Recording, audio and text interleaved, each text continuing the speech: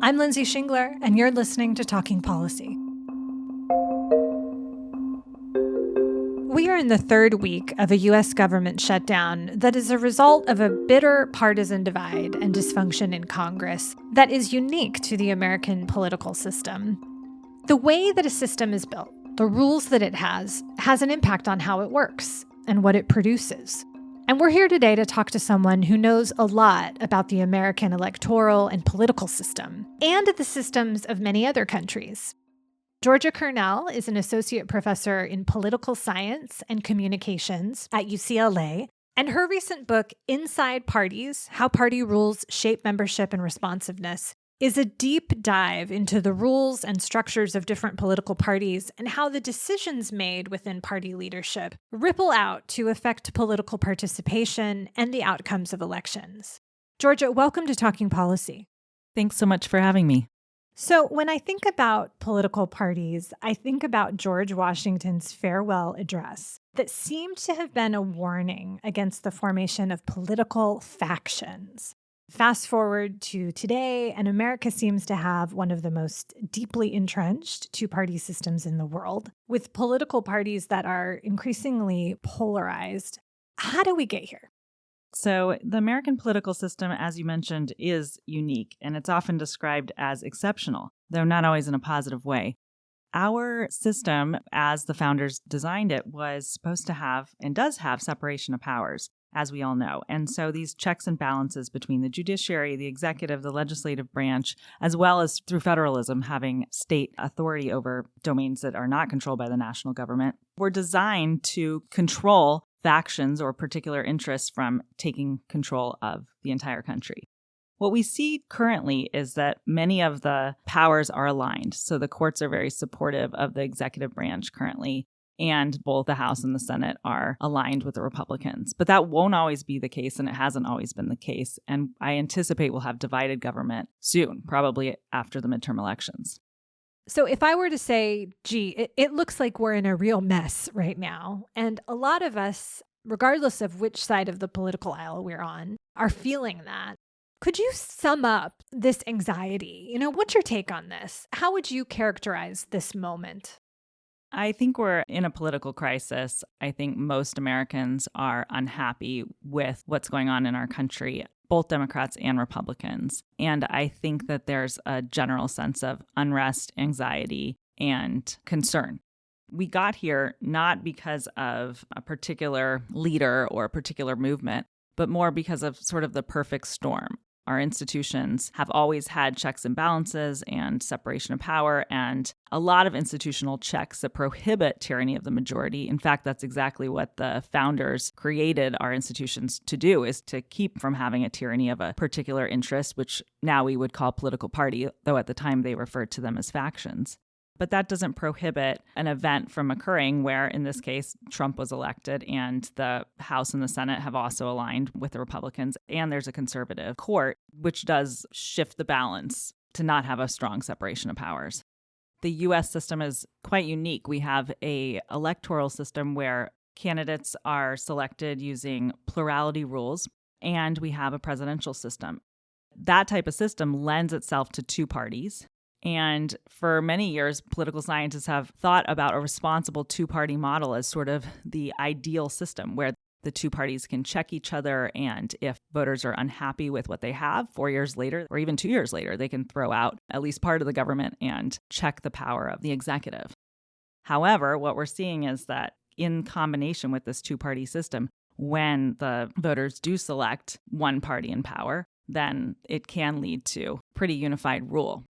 In a recent post, Yasha Monk pointed out that although Americans have more choice about more things than almost anyone in the world, especially in terms of all the things we can buy, in politics, we have almost no choice. It's either Republican or Democrat, or a so-called wasted vote.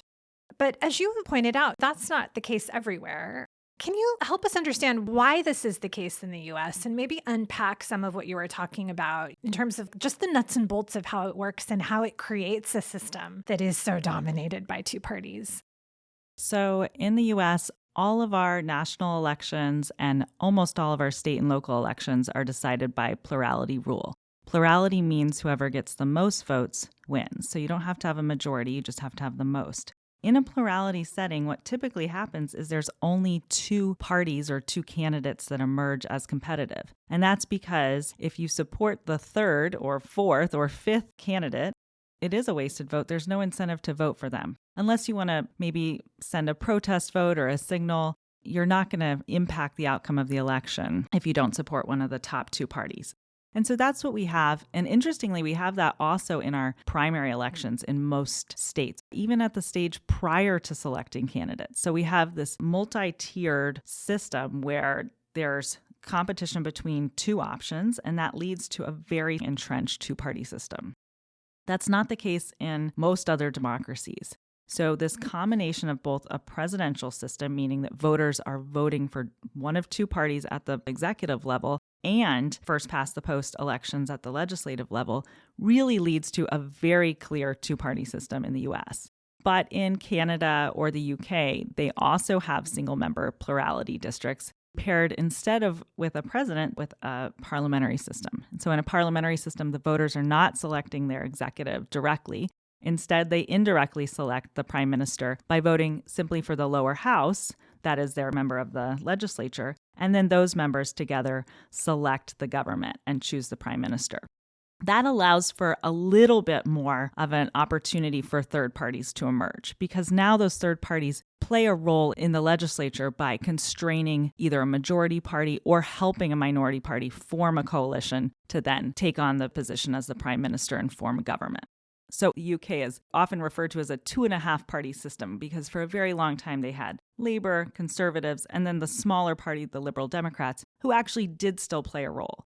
And we see those small parties play a role in some crucial instances. So the UK Independent Party received quite a bit of support in the 2014 European parliamentary elections. And while they didn't have many seats in the legislature in the UK, that support led them to exert enough power to push David Cameron, the prime minister at the time from the Conservative Party in the UK, to call for a referendum on whether or not the UK should stay in the EU. That's the Brexit vote. And so even though the Independence Party was not able to control the government, they were able to exert that pressure. And of course, as we all know, the Brexit vote was successful against both of the major two parties. The Labour and Conservative both didn't support Brexit, and yet the majority of voters did. Now, in most countries in Europe, we actually see parliamentary systems paired with proportional representation. So proportional representation is when a voter, instead of choosing just a single candidate for each party, is choosing a political party that will be selecting multiple candidates within a district. So instead of just choosing one person to represent each district, there's two or often more, 5, 7, sometimes 29 candidates that are being elected in a particular district. Voters then really rely on the party queue in how they decide who to vote for, and whichever party receives 26% of the votes receives approximately 26% of the seats. That's why it's called proportional representation. So there's not really an incentive to not vote for a third, fourth, or fifth party because each additional vote will increase the percent of the seat share that party receives. And so we see a lot more parties proliferate in countries with proportional representation. Sometimes only a few within each district, but at the national level, we'll often see multiple parties that are competitive parties.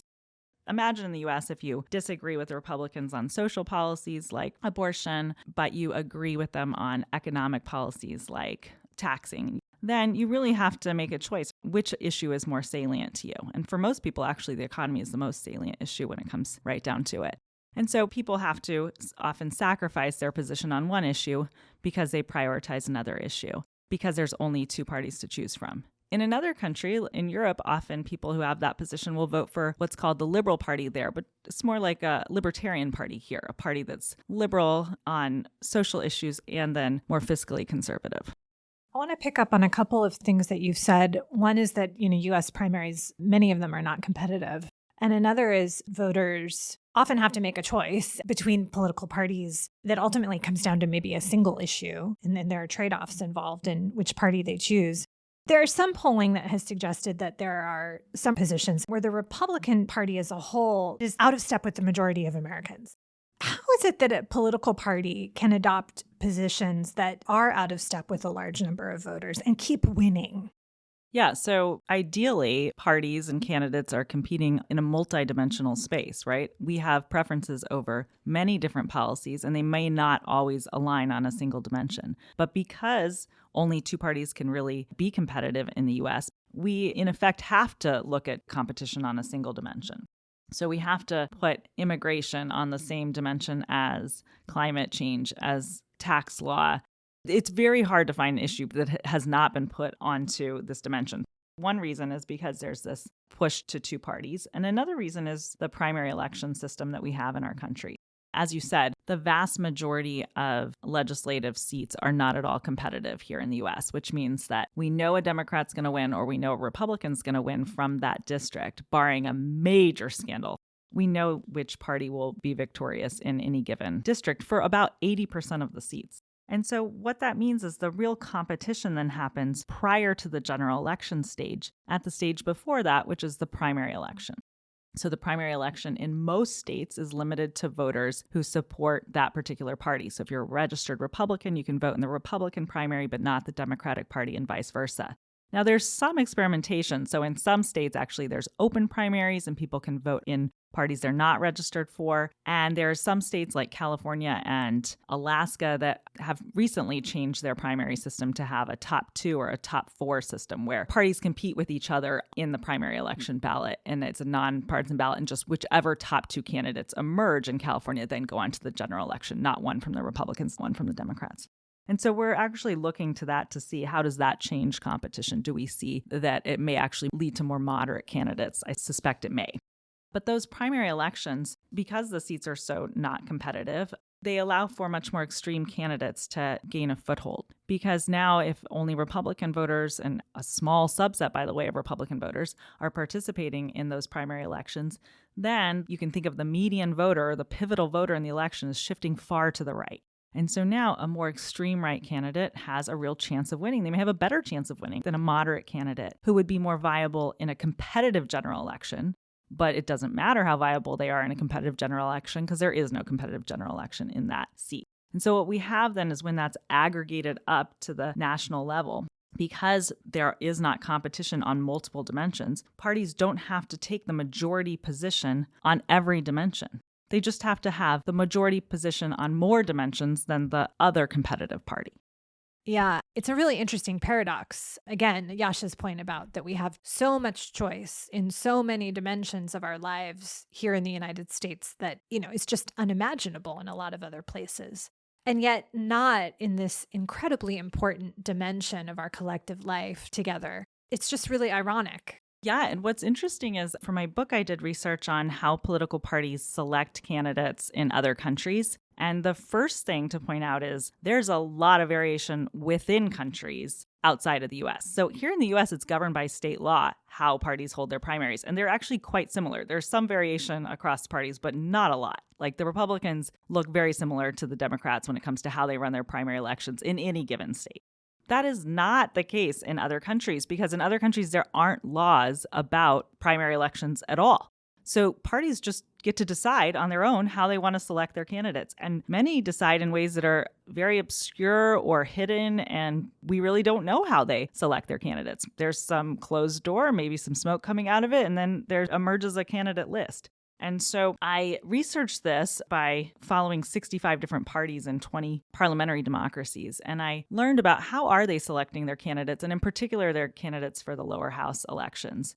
And not only did I see a lot of variation within country, but also quite a bit across countries. So some countries are more inclined to have a more open system, or what we might call democratic, where anybody can participate. Iceland is one of the most democratic in that example. Anybody can participate without even paying a fee. By the way, that's very rare. Whereas in more Southern European countries, we see a little bit more of a stronghold, more centralization. We might think that it's less democratic for a party to not give choice to the public. But when we think of what does it mean to give choice to the public in selecting a candidate, well, that's really giving choice to a very interested subset of the population that's going to know when primary elections are and go out and participate in those primary elections. That subset of the population is then choosing the candidates that are supposed to compete for the support of the entire district or the entire constituency or even the entire nation.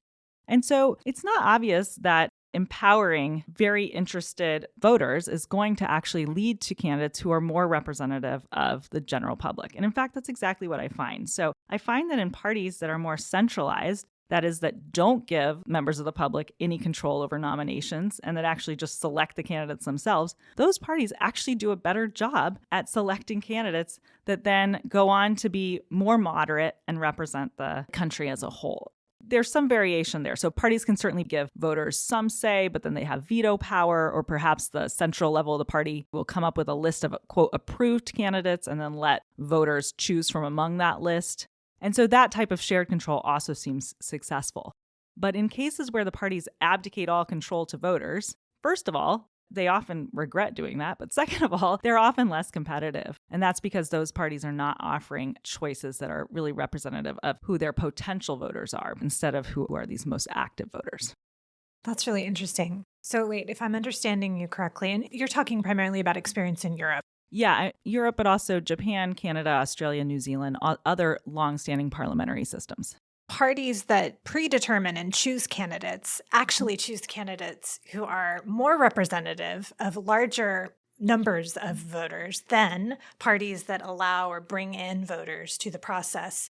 That actually creates a system where the candidates adopt more extreme positions that put them out of step with the majority of voters. Is that right? It's so weird because you would think it would be the opposite. Yeah, that's exactly the finding. And so the implication for the U.S. is maybe we should do away with primaries. I wouldn't go so far as saying that we should absolutely get rid of them, but certainly thinking about possibly giving more power to the parties would maybe counterintuitively lead to more power actually for the general public and less power for extreme interests.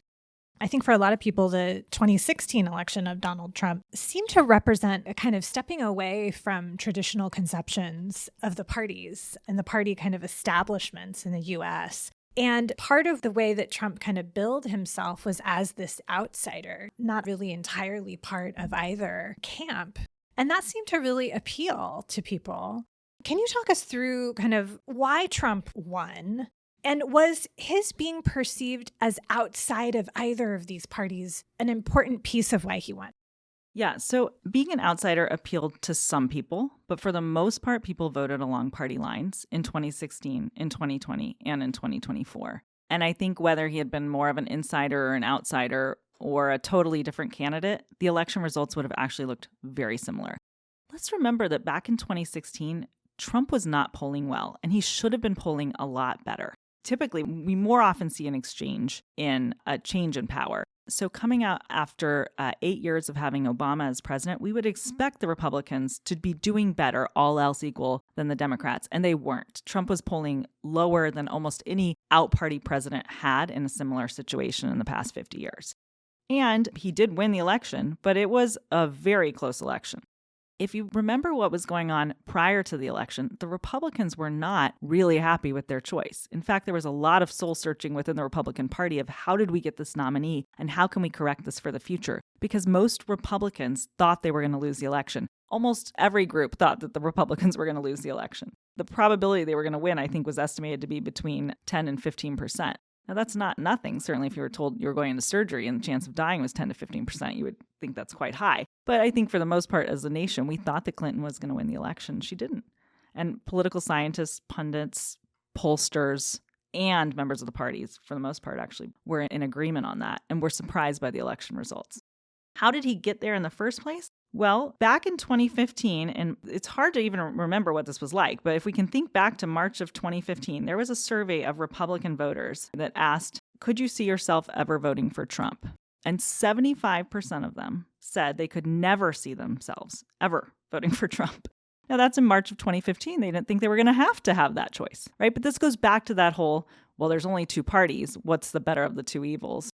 So, of course, fast forward, not even a year later, the numbers have reversed, right? And that's because Trump was clearly going to be the Republican nominee. But the way that he became the nominee was, again, through sort of these odd rules that we have in our primary system.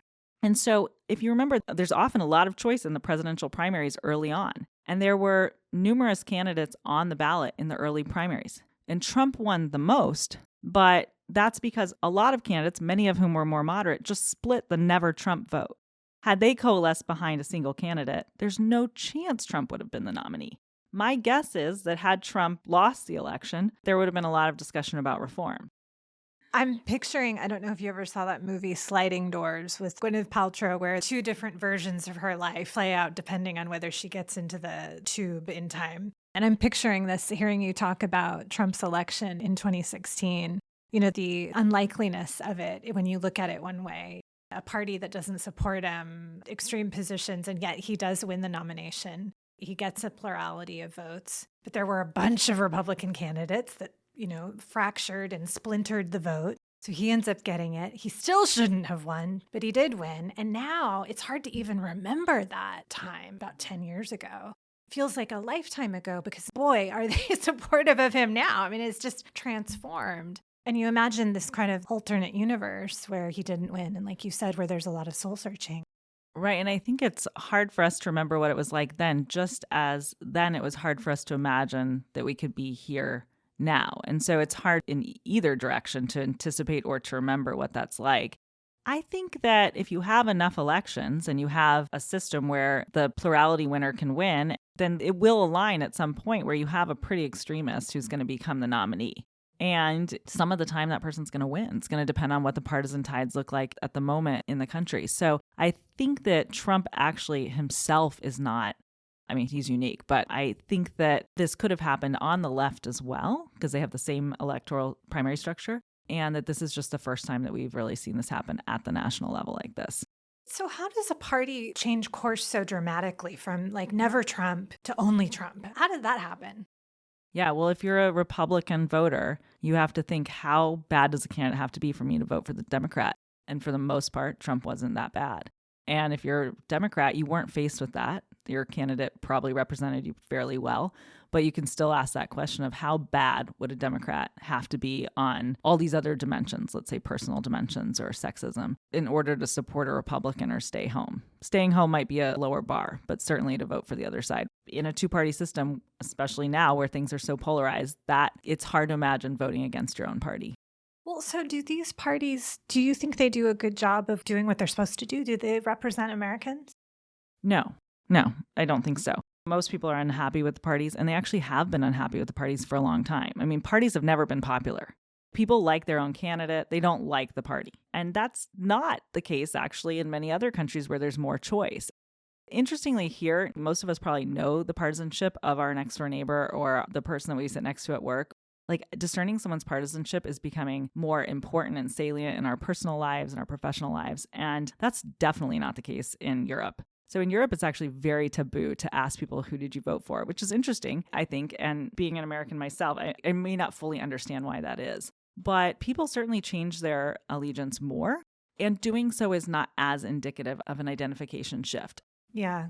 Well, I was going to say, give us a sense of when we think about Europeans having more choices, like what are the other party choices? The Green Party comes to mind. Yeah, the Green Party's been pretty successful in various European countries since the late 80s. That's when they really emerged and started to win seats. There's also left parties in various countries that are more like kind of the analog of the extreme right in the sense that they don't make it into government typically, but they're the most progressive parties in those countries. Social Democrats, Christian Democrats, moderate parties typically receive the largest vote share. There's often these center moderate parties that actually receive quite a bit of votes. And then we have other conservative parties on the right, and then there's far right parties. Oh, and I'm not sure if I mentioned there's liberal parties, which tend to be more libertarian, and then labor parties that tend to be more social democratic, more on the left. And so we often will see like a menu of 5 to 7 viable parties in a lot of the European context. One thing I want to say just for listeners, when we talk about far right in the US and we talk about far right in Europe, they're not the same, right? The party platforms are really not the same. They might converge in a sort of anti-immigrant platform, anti-Muslim platform in some cases, but there are differences between what's going on in Europe and what's going on in the US. They wouldn't dare touch the social welfare and protection systems in Europe, which are much more robust than in the US. But here, what we see as part of the far right is actually this other dimension about the degree to which we should even have those kinds of safety nets. So there's this economic dimension, there's the social kind of cultural dimension. How do you view the differences and similarities in terms of their platforms? Would you agree with that characterization, or how do you see it? Yeah, I think that's exactly right. So it goes back, though, to these rules leading to a two-party system here. So it would be very difficult for a anti-immigration party that was pro-social welfare spending to exist. The Democrats wouldn't want them, and neither would the Republicans. So they had to choose a side. And that's not the case when you have multiple parties, because then you can have these multiple dimensions upon which people can differentiate parties. And people are happier, by the way, with their parties in other countries because they're more aligned.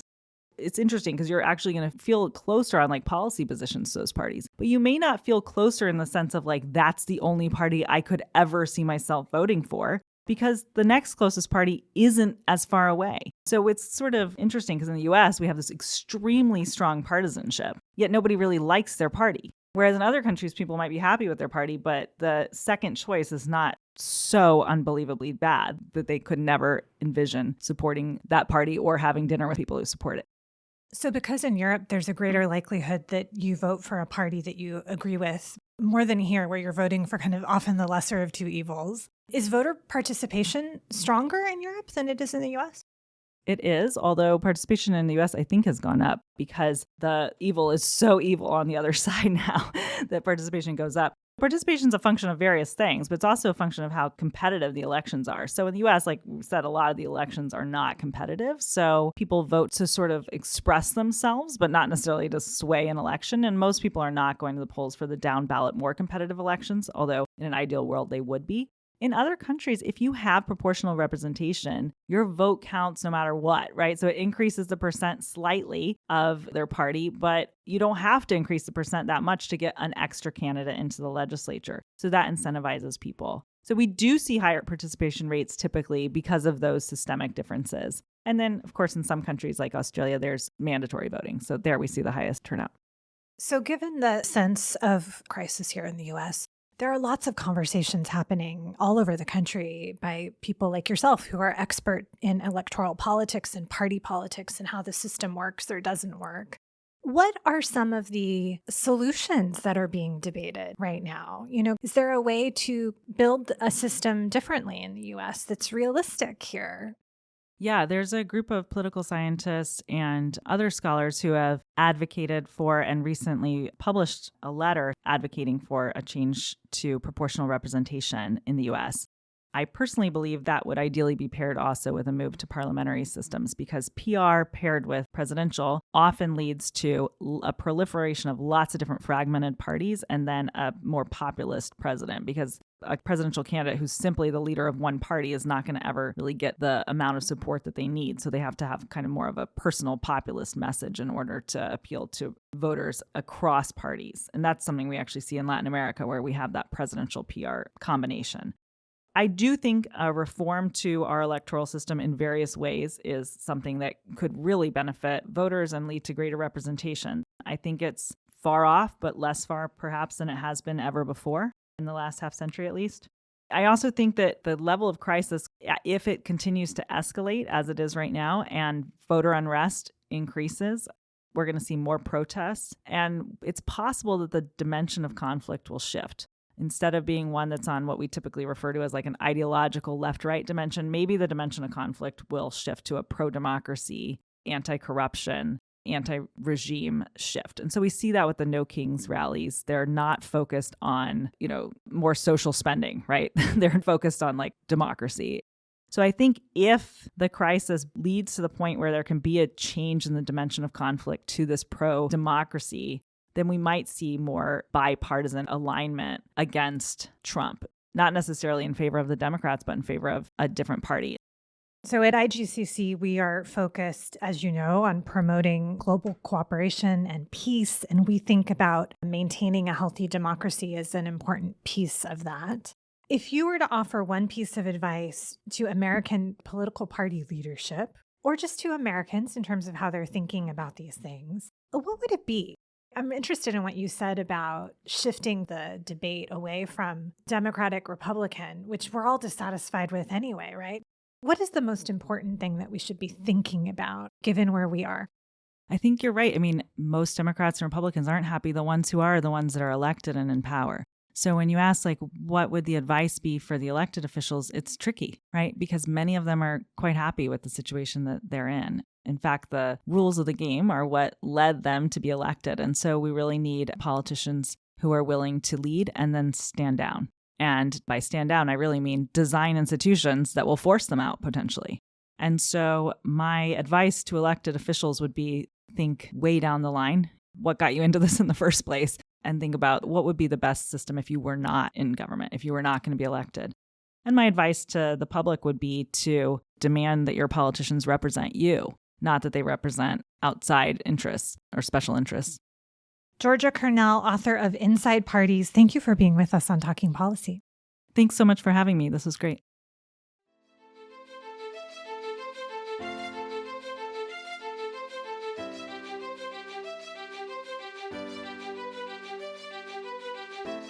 Thanks for listening to this episode of Talking Policy. Talking Policy is a production of the University of California Institute on Global Conflict and Cooperation. This episode was produced and edited by Tyler Ellison. To ensure you never miss an episode, subscribe to Talking Policy wherever you get your podcasts. To learn more about IGCC, visit ucigcc.org.